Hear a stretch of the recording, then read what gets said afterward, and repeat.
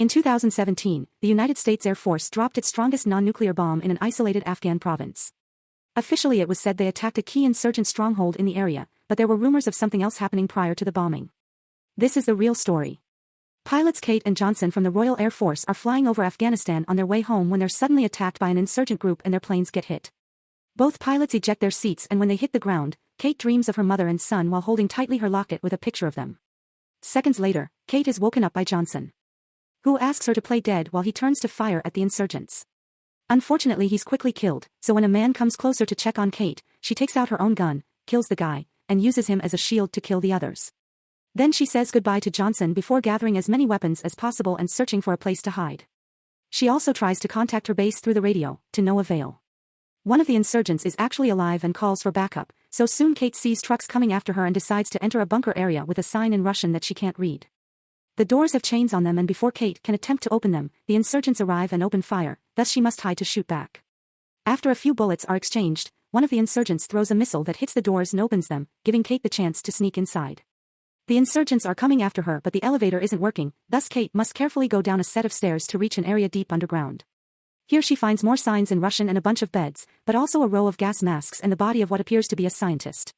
On a desk, there are weird notes in Russian and a pen drive that Kate decides to take with her. The insurgents also come down and find everyday things like a mess hall, which indicates that the people that used to be here left in a hurry. Deeper into the bunker, they also find a body on a bed. Eventually they find Kate, who runs to hide while the insurgents turn on the lights, revealing a series of pods with humanoid shapes inside them. Kate takes advantage of their distraction to knock a man out and open fire with his weapon. As the insurgents fire back, one of the pods breaks and releases one of those humanoids onto the ground. Then Kate notices the drains and escapes through there, prompting all the insurgents to follow her except for one that stays to check on the weird creature. This weird monster isn't as unconscious as it seems, and when the guy turns around, the creature kills him. Another insurgent finds Kate and makes her stop while his friend goes back to find the missing man, only to find the creature feeding on the poor guy. Kate gets rid of her enemy by throwing a flare at him, then she begins climbing the stairs as she shoots anyone that tries to get in the way.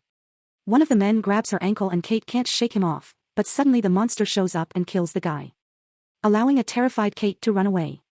As soon as she reaches the doors, the monster catches up and hurts her abdomen. But Kate slips away just in time to push the monster back with a few bullets and close the door with the chains. Outside the bunker, there's an insurgent named Kabir waiting for his team, but as soon as he hears the monster, he runs away. Kate begins walking through the desert, only stopping to apply some medicine for the pain. When she reaches the road, she's hit by an American Army truck, which happens to be looking for the missing pilots after seeing the crash site. Corporal Jade checks Kate to be sure she's telling the truth about her identity and steals her locket, then Sergeant Hook promises they'll take care of her. The group makes it back to the base in the morning, and Kate meets with Major Finch, the man in charge. He doesn't believe Kate's story even if Hook vouches for her, but he does take the pen drive. After Kate leaves the tent, Finch calls his superiors to report unusual activity in the area. He also keeps hesitating on opening a letter. While the other soldiers bring Kabir in for interrogation, Kate approaches Jade to get her locket back. Jade denies having it and triggers a fight that doesn't stop until Hook orders Jade to return the locket. Then, Hook explains this team is made of outcasts. Jade is a kleptomaniac, Dr. Wilkes used to be an addict, and Finch lost a better position because he took the heat for a mistake that Hook made. Next, Kate goes to see Wilkes to get her wound checked, and Wilkes admits it doesn't look like a bullet did it. Kabir's in that tent as well, but when Kate asks him to back her story, he doesn't answer. Apparently he can't understand her. The other soldiers wonder how there could be a bunker out there that doesn't appear on satellite images. So Kate explains it's very hidden and proceeds to use her photographic memory to write the signs she saw in Russian. Suddenly, Kabir reveals he does speak English and Russian too, and explains the sign says don't enter. He also finally confirms Kate's story. The other soldiers are confused because if the bunker is Soviet, then it must be around 30 years old, and nobody can survive down there without new supplies for that long. Those pods must keep the creatures in some kind of stasis. Back in the bunker, another creature breaks its pod and begins to open the door. When night falls, Everett joins Jade for the night watch while the other soldiers learn they'll be out for 3-hour shifts because they're expecting trouble. Finch finally opens his letter and learns his superiors are asking him to step down. Furious, he makes a phone call and learns the higher-ups want the content of the pen drive, but he won't send it unless he gets an explanation, and hearing the truth leaves him in shock. Meanwhile, Kate and Wilkes interrogate Kabir, who explains he didn't shoot anyone. He's just a driver that was working for the insurgents to protect his family. However, as soon as he turns around, Everett hears a noise and finds the soldier gone, only having left some blood behind. Jones and Bromhead also hear a noise, and as soon as they check, they notice a bunch of monsters has entered their base. The entire team immediately gets in position and opens fire while Kate wonders if the monsters somehow managed to track her. Hook informs Filch of the situation and Filch tries to make a call for backup, but the radio tower is destroyed by the monsters. The beasts are very powerful and bullets don't hurt them, so soon soldiers begin getting hurt or killed, starting with Everett. Wilkes leaves the tent to offer medical attention after telling Kate to stay and watch Kabir. Seconds later, a monster enters the medical tent and uses its very long tongue to capture Kate, but luckily Kabir finds a machete in a chest and uses it to kill the beast. Then he hands Kate a gun before running outside. But the soldiers immediately grab him to keep him guarded, thinking he was trying to escape. It isn't until the soldiers start a fire that they can finally keep these creepy things away. Wilkes goes to rescue Kate and brings her to the safe spot where everyone's gathering. Thus Hook takes the chance to ask for cover in order to go save Finch with Wilkes. At that moment, another monster enters Finch's tent, where it ignores all the bullets to hit the Major. Finch thinks he's about to die when Hook and Wilkes show up and shoot the creature. This distracts it long enough for Finch to grab a bat and smash it to death. Outside, the group finds a container where they could hide, but Bromhead has to work on picking the lock because they don't have the key. When Hook and Wilkes bring Finch with them, one of the monsters tries to attack them, so the soldiers open fire and Kate takes the chance to jump on it with the axe. Having realized the mouth is the creature's weak spot. There are still more creatures coming. So as soon as the trio makes it back, they hide in the container and decide to wait until morning to see what happens. The soldiers are wary of Kabir, but Kate points out he saved her life, and Kabir finally tells them what he knows. He wasn't even born when the Russians invaded, and the people in his village knew war would reach them too because a star had fallen to earth and shook the ground. Kabir's father taught him to fight, and by 1988 Afghan forces had begun to turn the tide. His village had hope until one day people started disappearing in the middle of the night, and sometimes in the morning they would find bodies that looked like they were attacked by a bear. His father thought of hunting this animal, but as soon as the Soviets withdrew, the attacks also stopped. The village lost 46 people and Kabir's father never made it back. The next morning, the group leaves the container and discovers their friends' bodies are gone. Wilkes examines a dead creature and discovers its teeth are in rows and retractable, like a shark's, and its skin is thick to function as body armor. There's goo on the table because the creature is melting since it can't stand sunlight. Because the skin's so hard, Wilkes has to use a drill to look inside. And he's shocked to discover the creature has human organs. Finch finally decides to come clean and apologizes to Kate, explaining the higher-ups have always known about the bunker. It turns out the star Kabir's people saw had been a starship, and the Soviets invaded Afghanistan just to retrieve it. The war had only been a smokescreen. The aliens were used in experiments, and the creatures are the result of combining alien DNA with human DNA. There's a whole army of them in the bunker. And last night they only sent a few to learn the team's weaknesses, so they'll likely come back tonight. Escaping isn't possible because they don't have much fuel and they would be found by the insurgents anyway. Suddenly their conversation is interrupted by the beast on the table waking up. It uses its tongue to grab Kate again, leaving her in some sort of trance while pushing away Kabir and the soldiers when they try to stop it. Finch grabs a grenade and jumps on the beast to kill it, making this his voluntary discharge like the letter wanted. Afterward, the soldiers finally free Kabir's hands because seeing him fight has earned their trust. Kate feels dizzy and confesses that when the creature touched it felt like it was draining her mind, probably to learn their strategies, but she has an advantage, she knows where their nest is. Kate, Hook, Jade, Wilkes, Jones, and Bromhead are all the soldiers that are left, but it's enough people to bomb the bunker, and Kabir asks to go with them because he wants to avenge his father. When they arrive at the bunker, they throw the bomb inside and leave to detonate it, but Kate accidentally drops her locket and Hook returns to pick it up. This gives a monster the opportunity to grab him and bring him down into the hole.